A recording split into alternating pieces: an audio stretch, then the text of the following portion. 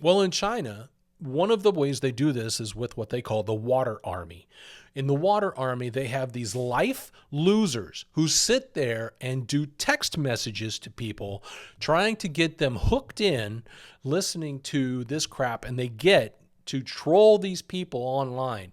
These life losers earn about 7 cents per post. Example, a text message. All right.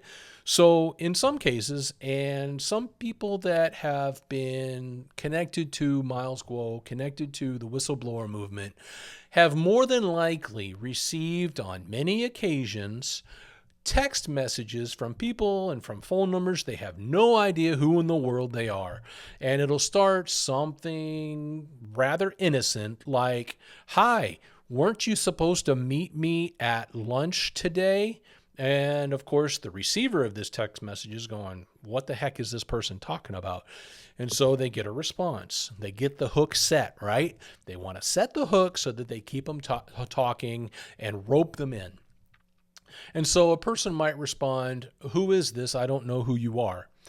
And then they might say something like, "Well, this is Ashley. Isn't this Amanda? I met you at such and such."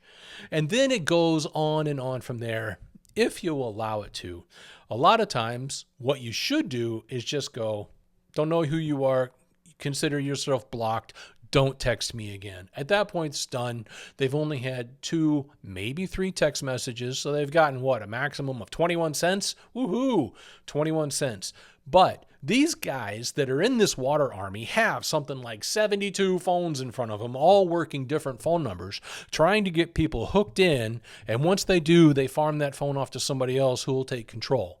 It's not a whole lot different from the scams for Microsoft tech support. Your computer is infected with 72 viruses kind of thing. Oh my gosh, you make a phone call to the number, they suck you in, they get control of your computer, they clean out your bank accounts, and you've lost a lot of money. It's not that much different. But in this case, they're trying to rope you in with network surveillance. They want to know who they've got. They want to know information about you, and they kind of sweeten everything as they go. If they find out they're talking to a man, they might send you a picture of a pretty lady. If they find out they're talking to a woman, they might send you a picture of a handsome man. Anything that they can do to suck you in and get you to keep talking, because their theory is that they keep you talking, that means they're getting more information out of you, and they learn your secrets and can control you. It's a lot of social engineering and one of the oldest tricks in the book. Here in America, we have big tech, YouTube, Google, all of those people. They are in control of what we see on the internet.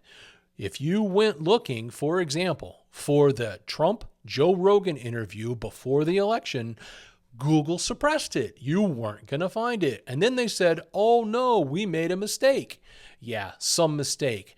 We all know that in doing a podcast, if the information isn't typically seen within the first 48 hours, it's probably not going to get seen because it's considered old. So the first 24 to 48 hours is crucial in these things. And when they shut it down, all the information and all of the views that they may have gotten are completely lost. And so they may be pushing information through their platform saying, okay, if somebody searches for vaccine, we're going to push that. Yes, you should take the poisonous vaccine. I'm adding the word poisonous. You should do it because you don't want to get your grandmother sick. You don't want to get your neighbors sick, even though we all know now that that was complete and utter garbage. They may end up suppressing information, like they don't want you to be able to search for what actually was going on with the January 6th insurrection. They don't want you to know who these people are. They don't want you to know who the players are. The more information you get, the more you can dig. That's why people have turned away from Google, from YouTube, have started using platforms like Rumble and X that are more free speech oriented. And the CCP, no matter what they do, or the European Union, who is basically following along at the orders of the CCP these days, cannot shut down Rumble. And we all know and have seen what Elon Musk has said. He basically called him out and said a big F you if you're going to try and suppress free speech. Don't do it. Let people believe and seek the information they want. Okay, so that's blue, network surveillance and information control.